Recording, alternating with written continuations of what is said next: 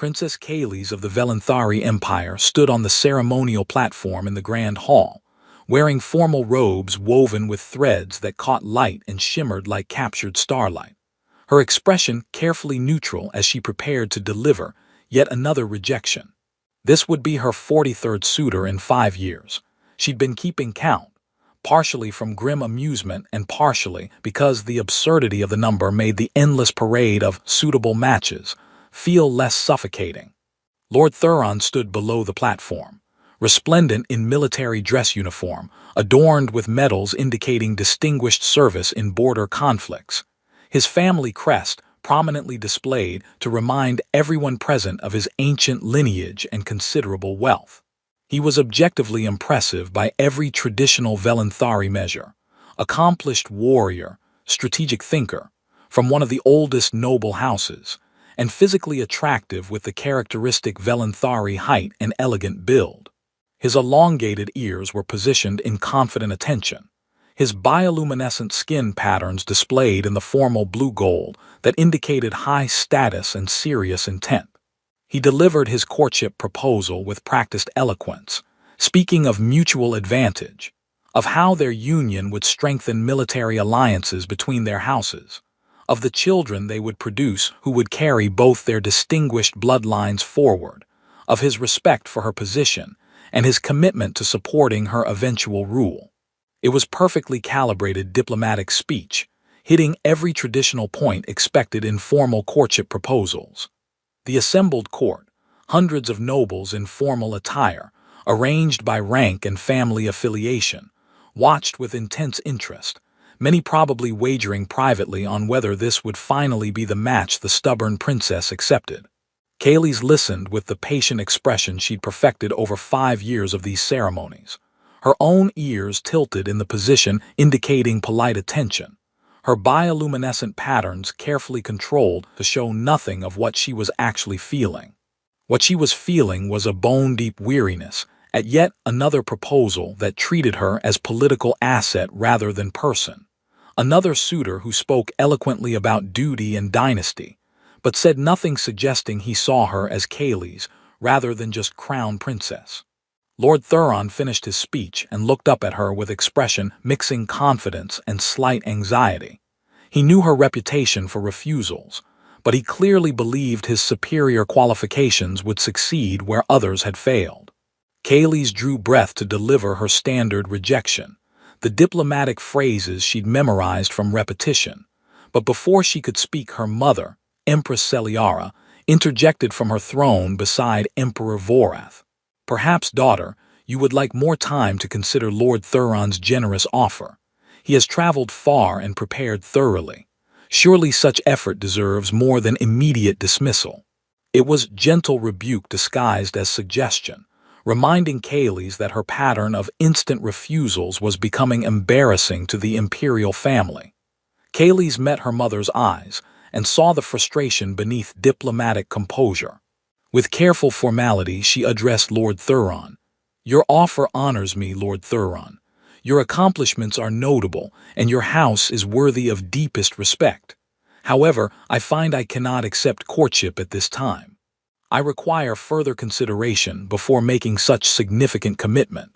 Please accept my gratitude for your interest and understanding of my position."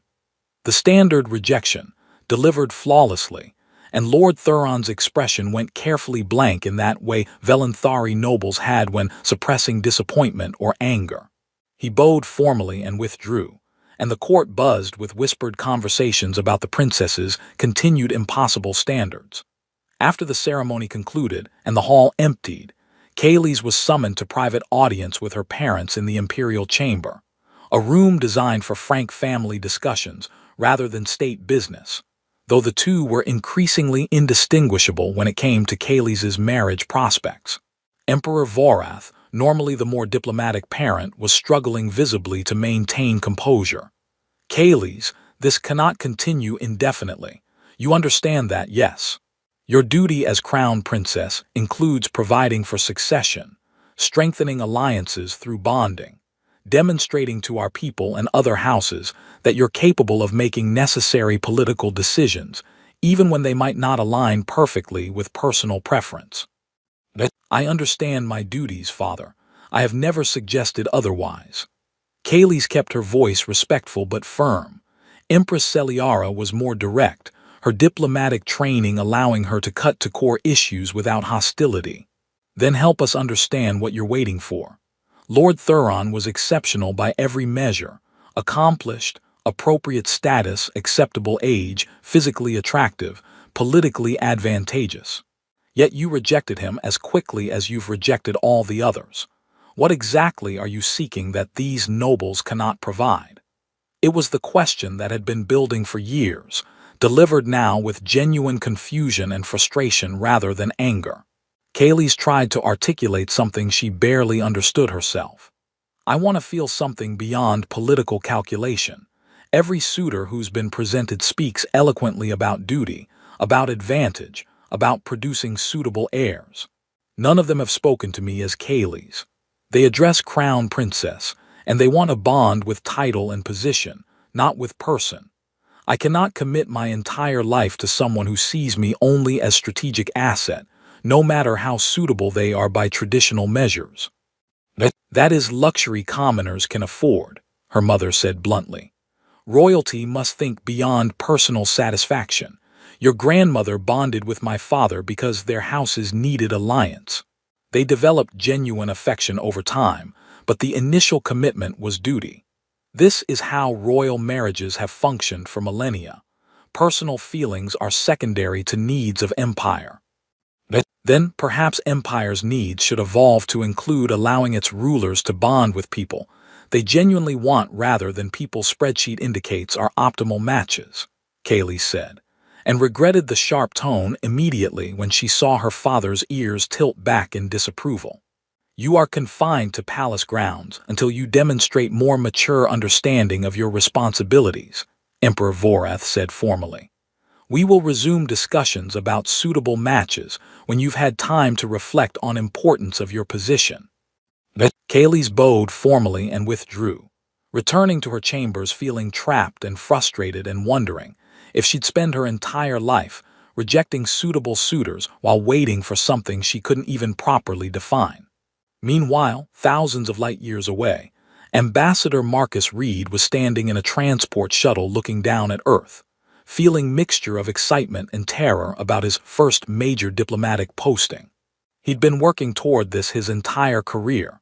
Smaller postings on human colonies, trade negotiations with minor species, years of studying xenodiplomacy and cultural integration. Now Earth's government was trusting him with establishing formal relations with the Velenthari Empire, a civilization that controlled significant resources and trade routes humanity desperately needed access to. Marcus had spent months preparing, studying Velenthari culture and protocols with obsessive attention to detail, learning their formal language though he'd probably never be fluent enough to handle complex negotiations without translation assistance, memorizing the intricate hierarchy of their noble houses and the political factions that influenced imperial policy. He knew intellectually that he was as prepared as anyone could be for this assignment, but emotionally he felt profoundly inadequate. The Velenthari were known for their rigid adherence to protocol, their tendency to view younger species as unsophisticated, their extremely hierarchical social structure that made navigating court politics treacherous for outsiders. One wrong move, one inadvertent insult, and he could set back human Velenthari relations by years.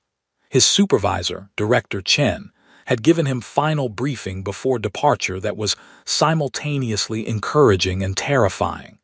Ambassador Reed, you've been selected for this posting because you have demonstrated exceptional cultural sensitivity and genuine curiosity about other species rather than just strategic manipulation. The Velenthari respect authenticity even when they disagree with positions being presented. Be yourself, be honest about what you don't understand, show genuine respect for their customs even when they seem excessive to human sensibilities, and you'll do fine. Probably, possibly. We're all hoping very hard that you'll do fine because if this goes poorly, we've set back our diplomatic efforts significantly. That's tremendously reassuring, Director. I feel much more confident now, Marcus had responded with the slightly sarcastic humor that characterized his communication style, and Director Chen had actually smiled. I know the pressure is enormous, but remember, they agreed to receive a human ambassador, which means they're at least somewhat open to establishing relations. They could have continued ignoring us. The fact that they're willing to engage is positive sign. Don't catastrophize before you even arrive. Now, watching Earth recede as the shuttle accelerated toward the jump point that would take him to Velanthari space, Marcus was absolutely catastrophizing.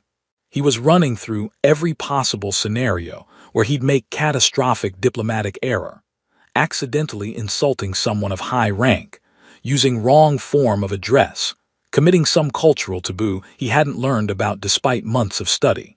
He was going to meet beings whose civilization was thousands of years older than humanity's, whose social structures were so complex that human sociologists were still trying to fully map them, whose technology in many areas exceeded anything Earth had achieved.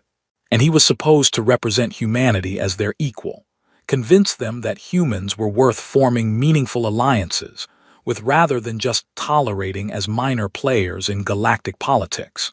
The shuttle AI announced they were approaching the jump point, and Marcus closed his eyes, took steadying breath, and reminded himself of something his mentor had told him years ago. Diplomacy isn't about being perfect. It's about being genuine, being willing to listen, being flexible enough to find common ground while holding firm on core principles. You don't have to be perfect. You just have to be sincerely committed to understanding and being understood. He held onto that thought as the shuttle jumped, reality distorting around him in ways that always made his stomach uncomfortable, and emerged in Velanthari space, where an escort vessel was waiting to guide him to the capital world. Through the viewport, he could see Velanth Prime, a planet that looked like someone had designed it specifically to be beautiful, with glittering cities visible even from orbit, massive structures that seemed to grow organically from the landscape, and atmospheric conditions that created constantly shifting auroras across both hemispheres. It was breathtaking and intimidating, and Marcus felt wave of inadequacy wash over him again. Then he squared his shoulders, checked his formal attire one final time to ensure everything was correct according to Velanthari diplomatic protocols, and prepared to dock with the escort vessel. He was here. He was humanity's representative. He was going to do his absolute best to make this work. And somewhere on the planet below, Princess Kayleigh was pacing in her chambers, frustrated by another day of confinement and wondering if she'd ever find what she was looking for, completely unaware that in 10 days she would meet someone who would change everything with one simple, impulsive word. Marcus's first week at the Velanthari court was simultaneously fascinating and absolutely terrifying in ways his training hadn't fully prepared him for. The palace complex was enormous, more like a small city than a single building, with wings dedicated to different governmental functions, elaborate gardens that seemed to blend architecture with living ecosystems, and ceremonial spaces that made human government buildings look modest by comparison.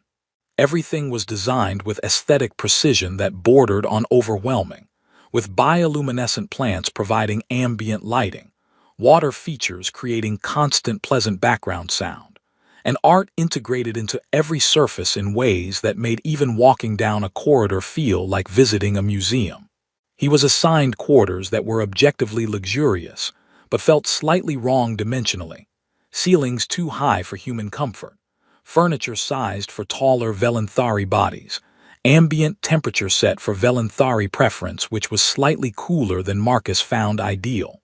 He adapted, adjusting environmental controls where possible and accepting discomfort where it wasn't, aware that demanding changes to accommodate human preferences might come across as demanding special treatment he hadn't earned. His cultural liaison, a Velanthari diplomat named Chorus who'd volunteered for the assignment out of genuine curiosity about humans, helped him navigate the social minefield that was daily life at court. The most important thing to remember, Chorus explained during their second day, is that every interaction at court is observed and analyzed. Velenthari communication relies heavily on context, subtext, and nonverbal cues that humans often miss. Your species' tendency toward direct communication is refreshing, but can be perceived as crude or inappropriate in formal settings. You'll need to learn to read ear positions, bioluminescent patterns, and posture cues if you want to truly understand what's being communicated versus what's being said. Chorus demonstrated various ear positions and pattern shifts, and Marcus tried desperately to memorize them while simultaneously thinking that this was impossible, and he was going to fail spectacularly at some crucial moment. His actual diplomatic work, negotiating preliminary trade agreements, establishing protocols for future human-Velenthari cooperation, discussing resource access and technological exchange, was progressing slowly but steadily. He attended endless formal meetings where elaborate courtesy dances preceded any substantial discussion, where hours might be spent on protocols before getting to actual agenda items, where indirect suggestion was preferred over direct request. It was exhausting and sometimes frustrating, but Marcus found himself genuinely fascinated by Velenthari culture even when he didn't understand it. He asked questions not just for strategic intelligence, but because he genuinely wanted to understand how their society functioned, what values shaped their worldview, how their history had created their current political structures. His approach, treating Velenthari as equals rather than superiors or inferiors whose goodwill needed to be courted through false flattery, asking questions out of genuine curiosity rather than strategic manipulation, showing flexibility and willingness to compromise while maintaining human interests, gradually earned him respect from officials he worked with regularly. He was developing reputation as the reasonable human, someone who could be dealt with honestly because he dealt honestly with others. It wasn't the triumph he'd hoped for. These were lower-level officials, not the imperial family or high nobility who actually made major decisions. But it was progress, and he'd learned in his career that diplomatic success was built on accumulating many small victories rather than expecting dramatic breakthroughs. The formal presentation ceremony was scheduled for his 10th day at court, and Marcus spent the week leading up to it in increasingly anxious preparation. Presentation ceremonies were when visiting dignitaries were formally introduced to the imperial family, a ritual that required perfect execution of complex protocols. It wasn't a negotiation session or policy discussion, just formal acknowledgement that he was present and recognized by the empire. But cultural significance was enormous. Making error during presentation could set tone for his entire mission, marking him as incompetent or disrespectful in ways that would undermine all his other work. Chorus drilled him relentlessly on proper procedures, the specific type of bow required for greeting royalty, the formal phrases in high Velenthari that must be spoken exactly correctly, the appropriate distance to maintain, the correct duration of eye contact, brief acknowledgement but not sustained staring which would be considered aggressive, the proper posture and hand positioning. Marcus practiced until he could execute the sequence in his sleep, terrified that when the moment actually came his mind would go blank and he'd forget everything. The day of the ceremony arrived, and Marcus dressed in his formal diplomatic attire, human formal wear adapted slightly to Velenthari aesthetic preferences, showing respect for their culture while maintaining his own identity as human representative. He stood in the antechamber with other dignitaries awaiting presentation, trying to control his breathing and remind himself that he'd prepared thoroughly and just needed to execute what he'd practiced. When his name was announced, translated into high Velenthari with his titles and credentials, he walked forward with what he hoped was appropriate, confident but not arrogant bearing, approached the throne platform where the imperial family sat in full ceremonial regalia. Emperor Voreth sat in the center, imposing figure whose ears and bearing communicated absolute authority tempered with diplomatic openness. Empress Celiara sat to his right, elegant and perceptive in ways that made Marcus feel like she was analyzing his every micro-expression. And to the emperor's left sat Princess Kales, and Marcus's carefully memorized protocols almost fled his mind completely, because she was the most striking person he'd ever seen. She was tall even by Velenthari standards, wearing robes that incorporated living bioluminescent elements creating constantly shifting light patterns. Her ears positioned in formal neutral attention, her expression carefully composed in royal inscrutability. But there was something in her eyes, intelligence, curiosity, maybe weariness with endless formality, that made her seem less like untouchable royal figure and more like person trapped in elaborate ceremonial prison. Marcus executed his practiced bow, the specific angle and duration required for greeting crown princess, then spoke his prepared phrases in High Velenthari. Imperial family of the Velenthari Empire, I come before you as representative of humanity, seeking to establish relations of mutual respect and beneficial cooperation between our peoples. I am honored by your willingness to receive me and commit myself to serving as bridge between our civilizations. The phrases were formal and traditional, exactly what protocol required, and he delivered them with as much polish as his non-native pronunciation allowed.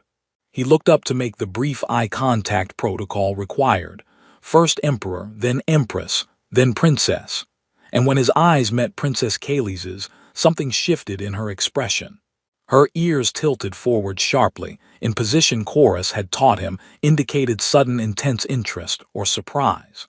Her bioluminescent patterns flared through rapid color changes that he couldn't fully interpret but which clearly indicated strong emotional reaction. She stared at him for longer than protocol allowed, and Marcus wondered if he'd somehow committed error he wasn't aware of, if he'd accidentally done something offensive that was about to become diplomatic incident. Then Princess Kaylee said, clearly and distinctly, yes. The entire hall went absolutely silent. Marcus blinked, confused because he hadn't asked a question. He delivered formal greeting. There was no question to answer with yes. He looked to Chorus for guidance, and saw his liaison had gone completely pale in that way Velenthari did, when their bioluminescent patterns shut down from shock. Emperor Voreth was staring at his daughter with expression mixing shock and something that might have been horror. Empress Celiara's carefully controlled diplomatic mask had cracked into visible disbelief. Marcus stood frozen, having no idea what had just happened but absolutely certain it was significant.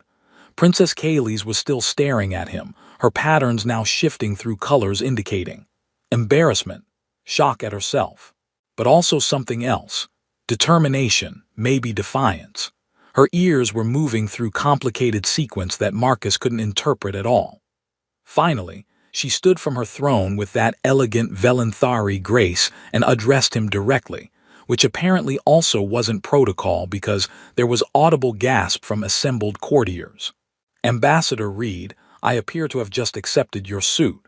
This was not entirely intentional, but it was not entirely unintentional either. Would you be amenable to formal courtship proceedings? Her voice was steady despite the emotional chaos visible in her patterns and ear positions.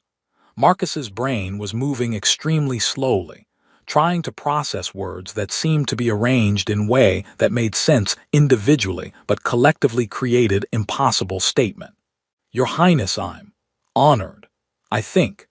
Could you perhaps clarify what exactly has just occurred because I'm genuinely uncertain what the proper response is, and I'm desperately trying not to commit diplomatic disaster through misunderstanding. He was aware this wasn't probably appropriate. Marcus looked at her, really looked past the formal royal figure to the person beneath, and saw someone who appeared simultaneously certain and terrified of what she'd just done, someone whose ears were trembling slightly despite her controlled bearing. Someone whose patterns were shifting in ways suggesting hope mixed with anxiety. And he made decision based entirely on instinct, something Director Chen had advised him to do when facing completely unexpected situations. Your Highness, I would be genuinely honored to court you, though I should warn you that I have absolutely no idea what Velenthari courtship entails and will probably make numerous embarrassing mistakes throughout the process. If you're willing to accept that I'm learning as I go, then yes, I'm willing to try. The court erupted into chaos, some celebrating, some protesting loudly, many simply shocked into confused conversation. Emperor Voreth stood and called for immediate recess to private chambers, gesturing sharply for Princess Kayles and for Marcus to follow. And Marcus walked toward the private corridor, still not entirely certain what had just happened, but absolutely sure his mission had just become infinitely more complicated than anyone in Earth's diplomatic corps had prepared him for. The emergency family conference in the Imperial private chambers was one of the most uncomfortable experiences of Marcus's diplomatic career, and he'd once had to mediate dispute between two colonial governors who hated each other so intensely they'd refused to be in same room. Emperor Voreth paced, something that apparently Velenthari royalty almost never did, indicating his emotional state was agitated enough that even his legendary composure was cracking. Empress Celiara sat with rigid stillness that somehow communicated even more intense emotion than her husband's pacing. Princess Kayles stood with formal bearing, but her ears were tilted in that stubborn, determined position Marcus was learning indicated she'd made decision and wasn't backing down regardless of consequences. And Marcus stood near the door, trying to be as unobtrusive as possible while being fully aware that he was center of the crisis. Kayles, you have rejected 42 suitable Velenthari nobles over 5 years. Now you accept a human diplomat you have known for precisely 30 seconds. Explain the reasoning behind this decision, Emperor Voreth said, his voice controlled but his patterns displaying colors Marcus's limited understanding indicated anger mixed with confusion. Kayles met her father's eyes steadily. I cannot explain it with pure logic, father, but for the first time in 5 years of evaluating suitors, I felt something beyond political calculation. Ambassador Reed looked at me and saw me, not just my title. In that moment, I knew I wanted to know him better. The yes was impulsive, but the desire behind it was genuine. Even accepting that you felt some attraction, which is understandable, he presents well and seems competent. You could have approached this more diplomatically, Empress Celiara interjected. You could have requested private audience with him later, explored possibility of connection without public declaration. Now you have committed yourself publicly to courting a human. If this fails, it becomes scandal affecting imperial dignity. If it succeeds, you will be bonding outside our species, which creates succession complications and political controversy. You have made this exponentially more difficult than necessary. I know, Mother, but for once in my life, I did something because I wanted to rather than because it was strategically optimal. And it felt right in ways that none of the suitable matches ever did. Kayles's patterns shifted through colors suggesting defiance mixed with vulnerability. Emperor Voreth turned his attention to Marcus, who had been trying to stay invisible, but now found himself under intense royal scrutiny. Ambassador Reed, you are aware that accepting this courtship has implications far beyond personal relationship.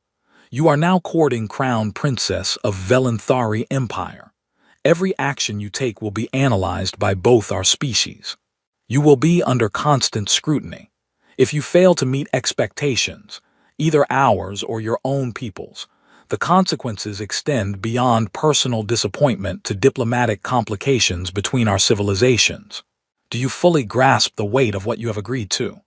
Marcus swallowed, aware that his next words were crucial.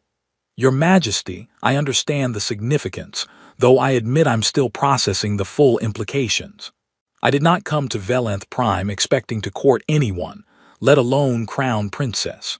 But refusing Princess Kayles's offer in that public setting would have been diplomatic disaster regardless of my personal feelings. And honestly, he paused, knowing he was about to be extremely honest in a way that might be unwise but also felt necessary. Princess Kayles is remarkable. I've been here only 10 days, haven't had opportunity to truly know her, but in that moment when she made her offer, I saw someone brave enough to choose what she wanted despite knowing it would create massive complications. That's admirable. If there's genuine possibility that we could build something real while also strengthening human-Velenthari relations, isn't that worth the risk and scrutiny? That is remarkably optimistic perspective, Empress Celiara said dryly. You could also catastrophically fail and create scandal that damages relations between our peoples for years. Are you prepared for that possibility? No, Your Majesty, I'm not. But I'm also not prepared to refuse opportunity to know your daughter better simply because failure is possible. Nothing worth achieving comes without risk. Marcus was aware he was being somewhat presumptuous, but at this point, honesty seemed like his best strategy. There was long silence while the Emperor and Empress communicated through looks and subtle pattern shifts that Marcus couldn't fully interpret. Finally, Emperor Voreth sighed, a very human gesture that somehow made him seem more approachable. Very well, we will allow courtship to proceed under observation. Ambassador Reed, you will be assigned cultural advisor who will ensure you understand Velenthari courtship protocols. The courtship will follow traditional stages, each requiring successful completion before proceeding to next level. At any point, if either you or Kayleigh wish to end courtship, you may do so without penalty beyond the political complications that already exist. Are these terms acceptable? Yes, Your Majesty, more than acceptable. I'm grateful for the opportunity. See that you don't make us regret this decision. Kayleigh, we will discuss this further in private, but for now, you may introduce Ambassador Reed to basic courtship expectations. The Emperor dismissed them with gesture that managed to be both permission and warning, and Marcus followed Kayleigh out of the private chambers, still somewhat dazed by how quickly his entire mission had transformed. They walked in silence through palace corridors until reaching one of the garden courtyards where they had some privacy, but were still technically in public space with decorum expected. Kayleigh finally spoke. I apologize for putting you in that position.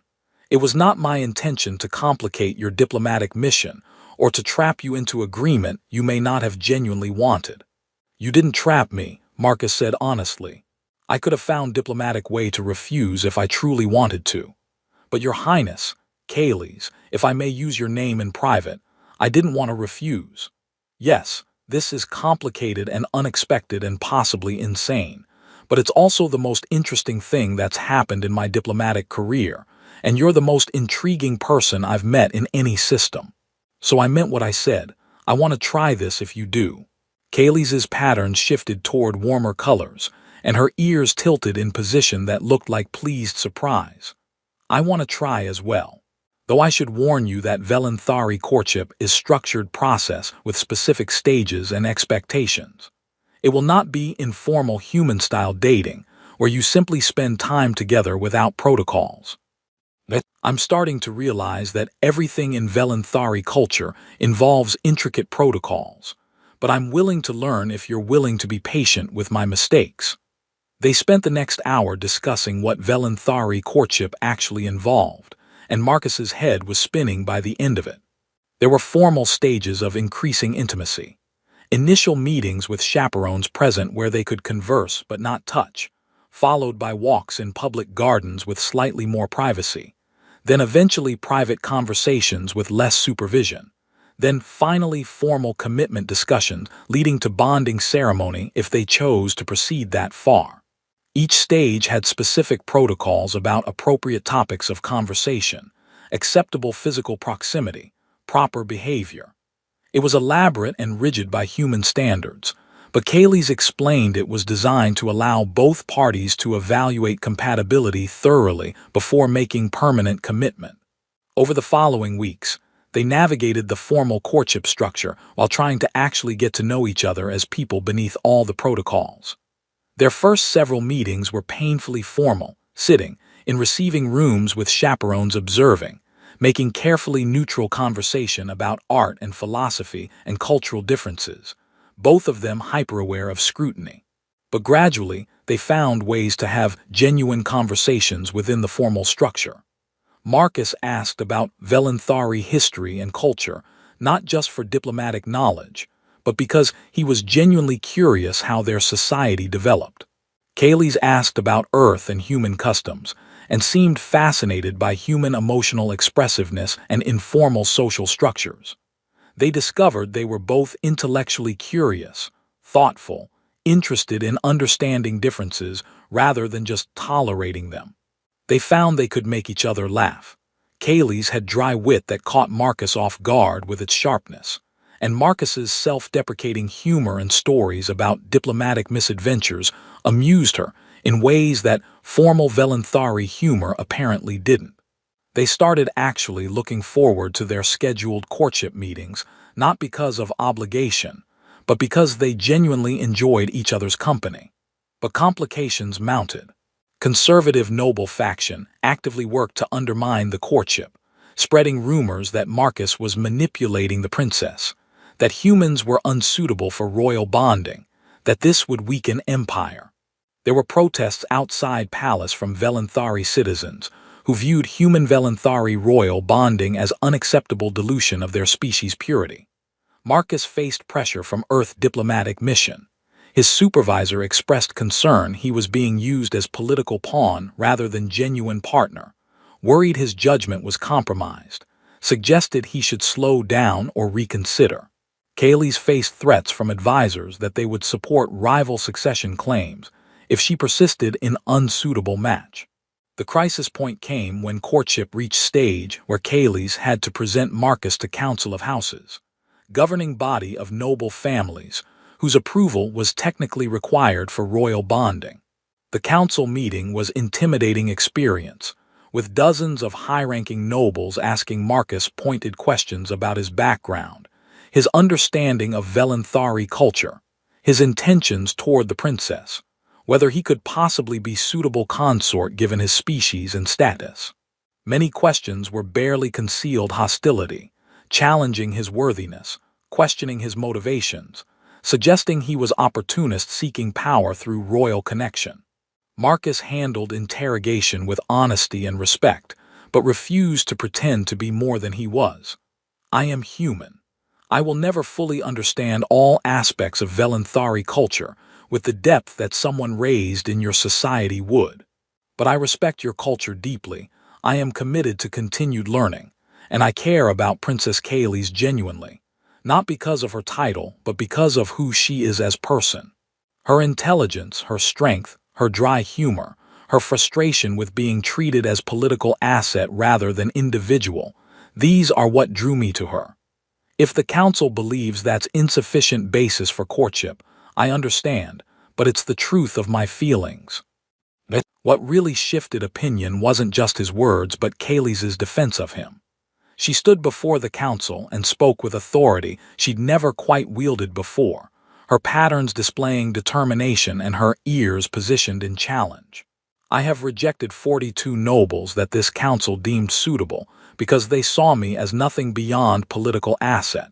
Ambassador Reed sees me. He treats me with respect and genuine interest. He makes me happy in ways I've never experienced in formal courtship proceedings. If this council believes that my personal happiness and genuine partnership are less important than maintaining species prejudice and traditional expectations, then perhaps this council's priorities require reevaluation. It wasn't complete victory. Many council members still opposed match strongly, but enough were swayed by her passionate defense and Marcus's genuine character that they didn't formally block courtship, instead giving conditional approval dependent on continued observation and successful completion of remaining courtship stages.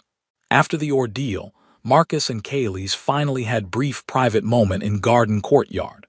They were both exhausted and stressed, and they discussed whether continuing was worth the mounting pressure. This is harder than I anticipated, Kaylee's admitted. I knew there would be opposition, but facing it constantly is wearing. We could stop, Marcus said quietly. It would be politically awkward, but less complicated than proceeding. I don't want you to continue this if it's causing more pain than happiness. Kaylee's looked at him, her patterns shifting through colors indicating she was wrestling with complex emotions. Do you want to stop? No. I want to keep trying, want to see where this leads, because what we're building feels real and valuable, but only if you want that too. I want that too. Despite the difficulties, despite the opposition, I want to build this with you. I just needed to know you felt the same way. They reached for each other's hands, a gesture that was acceptable at their courtship stage though still somewhat daring, and stood together in the garden while Valanth's twin moons rose, committed to continuing despite not knowing how it would end, but believing that what they had was worth the struggle. 6 months into a courtship that had been simultaneously wonderful and exhausting, Marcus and Kaylee stood at a decision point: formalize their bond or end the courtship. By this stage, they'd completed all the formal courtship requirements, had been granted privacy for deeper conversations, had navigated dozens of political challenges, and had built something that felt genuine and solid despite the external pressures. They'd grown to genuinely love each other, though expressing it across cultural differences required constant communication and patience.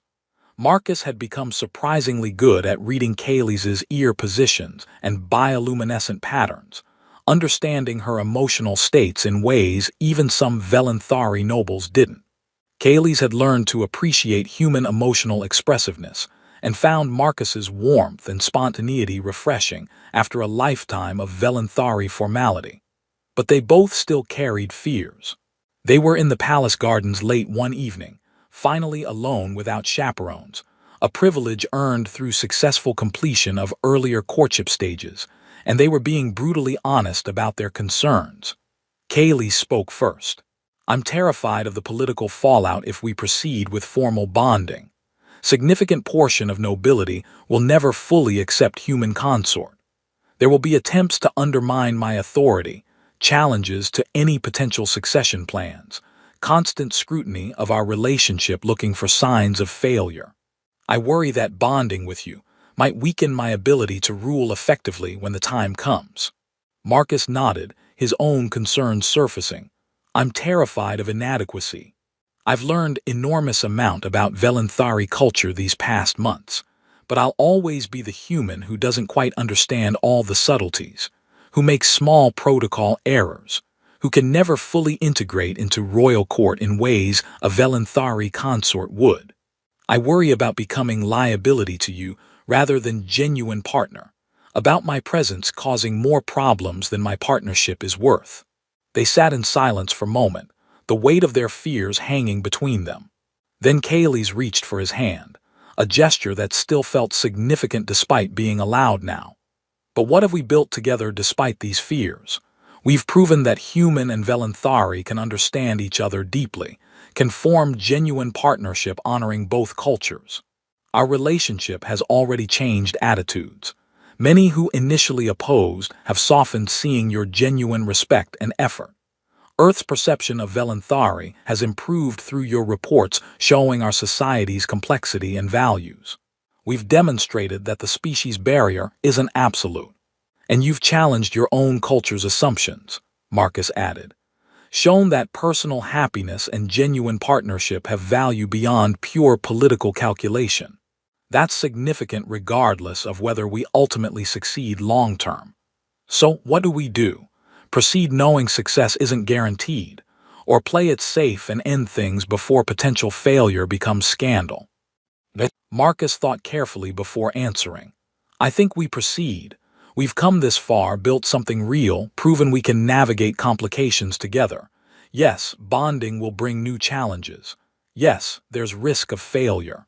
But there's also possibility of building something remarkable, partnership that strengthens both our peoples while making us personally happy. That seems worth the risk to me, if it does to you." Kaylee's patterns shifted to warm colors indicating affection and determination. "It does. I want to build future with you, Marcus. I want to face these challenges together rather than separately. I want to prove that what we have isn't just pleasant courtship, but foundation for lasting partnership." They decided to proceed with formal bonding, and the preparations became political event as much as personal celebration. The ceremony was designed to incorporate both Velenthari royal marriage protocols and human wedding traditions, creating hybrid ritual honoring both cultures. It would be broadcast across both civilizations, attended by representatives from multiple governments, framed as historic moment in human Velenthari relations. The pressure was enormous, but they were committed. The bonding ceremony itself was extraordinary. It took place in the Grand Hall where Marcus had first seen Kaylee's 6 months earlier, but transformed with decorations blending Velenthari elegant aesthetic with human elements. Flowers from Earth, alongside Velenthari bioluminescent plants, music incorporating both species traditions, ceremonial items from both cultures. Thousands watched in person, billions more across both civilizations through broadcast. Some watched with genuine joy for the couple and hope for improved human-Velenthari relations. Some watched with skepticism, expecting failure. Some watched with hostility, viewing this as betrayal of species purity. But everyone watched because it was undeniably significant. Marcus and Kaylee stood together before both human and Velenthari officiants, wearing attire that blended both traditions. They exchanged vows they'd written together, each speaking first in their native language, then translating for the other's people. Kaylee's vowed in Velenthari formal style. I, Princess Kaylee's, choose Marcus Reed as bond partner and equal. I commit to learning from human perspective while sharing Velenthari wisdom. I will build future honoring both our peoples while creating something uniquely ours. I will support him as he supports me, respect him as he respects me, love him as he loves me, for all the years we share. Marcus responded with human emotional directness. I, Marcus Reed, choose Kaylee's as my wife and partner. I promise to respect Velenthari culture while bringing human warmth and flexibility. I'll support you in royal duties while being genuine partner who sees you as person, not just princess. I'll prove that love can bridge any distance when both people are committed to the journey. I'll face whatever challenges come because facing them with you is better than facing anything alone. When the officiants declared them bonded, the hall erupted in mixed reaction, cheers and celebration from supporters, polite applause from neutral parties, stony silence from opponents.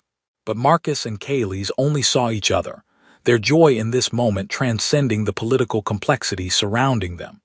The reception and following months brought continued challenges. They faced ongoing opposition from conservative factions in both species. They had to negotiate complex questions about where they'd primarily live, how Marcus would function as consort in royal court, how to balance Velenthari protocols with Marcus's more informal human nature. They dealt with criticism and scrutiny and constant pressure to prove their relationship served broader political purposes rather than just personal satisfaction. But they also found unexpected sources of support and gradually built life together that worked for them. Marcus took on role as unofficial human Velenthari cultural liaison, using his position to facilitate better understanding between species. Kaylee's used her platform to advocate for more flexible approach to interspecies relations.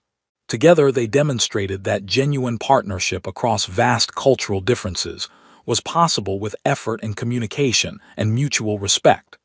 3 years after their bonding, they had children twins, made possible through careful genetic engineering that combined human and Velenthari genetics.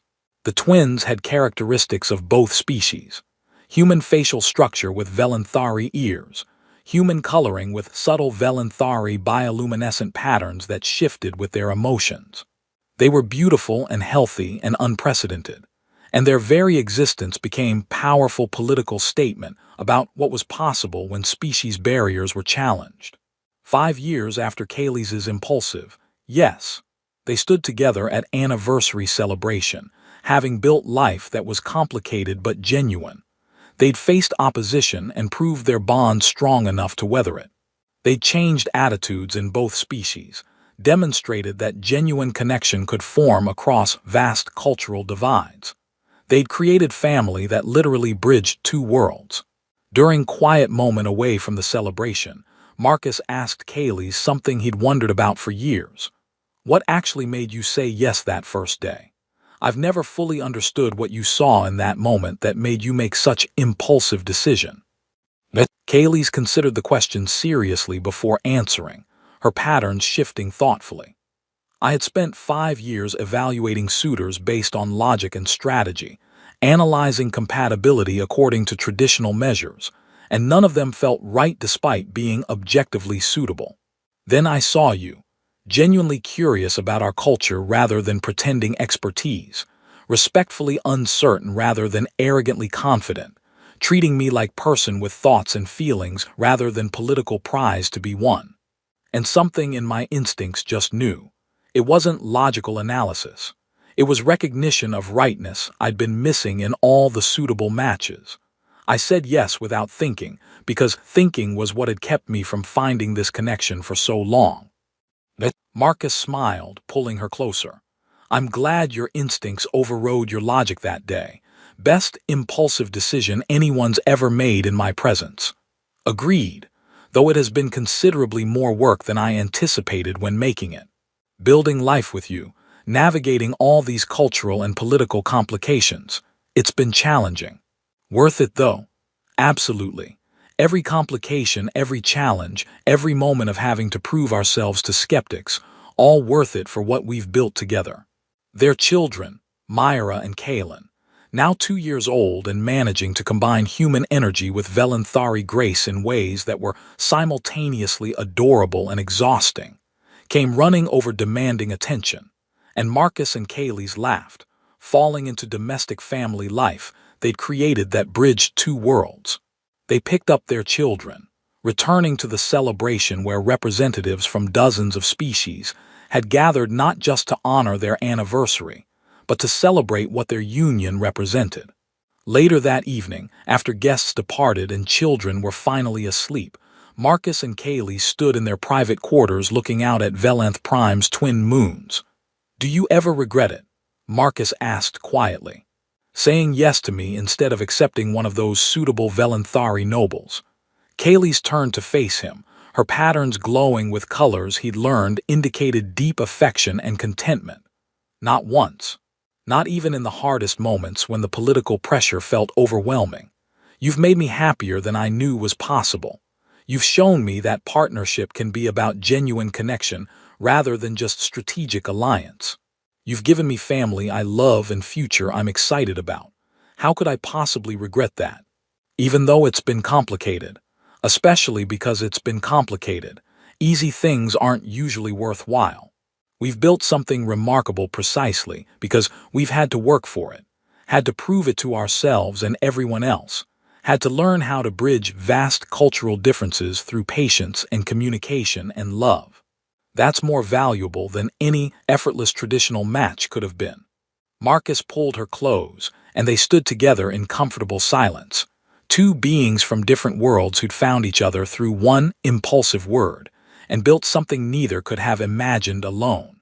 Outside their quarters, two civilizations continued their complicated relationship, gradually improving through diplomatic work and cultural exchange, but also through the simple, powerful example of two people who proved that love could bridge any distance when both parties were brave enough to say yes without overthinking, when they were willing to do the work of understanding and compromise, when they recognized that sometimes the most logical choice is following instinct about who makes you happy, and then committing to building something real together despite all the rational reasons why it should be impossible. And it all started because a princess looked at a human diplomat and in one instant of recognition said yes, before she could talk herself out of it.